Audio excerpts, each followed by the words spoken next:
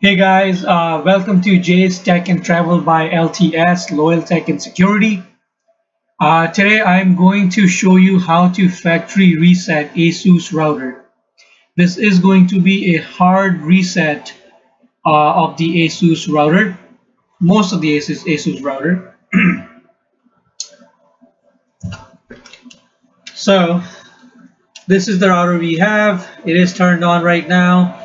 None of the wires are connected. The power line is connected and it's on.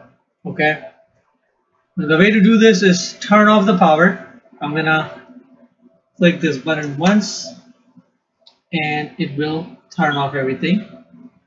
Now what you want to do is, there's a WPS button. I'm not sure if you can see that. It's this one right here. So I'm going to press the WPS button. Okay, it's pressed, and at the same time I'm going to turn on the router, and then I need to wait for this power light to start blinking. Once that power light starts blinking, I need to let go this WPS. This is the WPS button where I have pressed.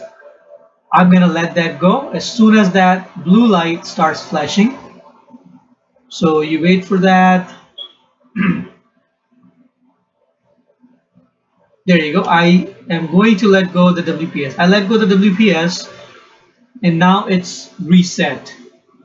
It is going to reboot at this point, but all the configuration in here are hard reset to factory default.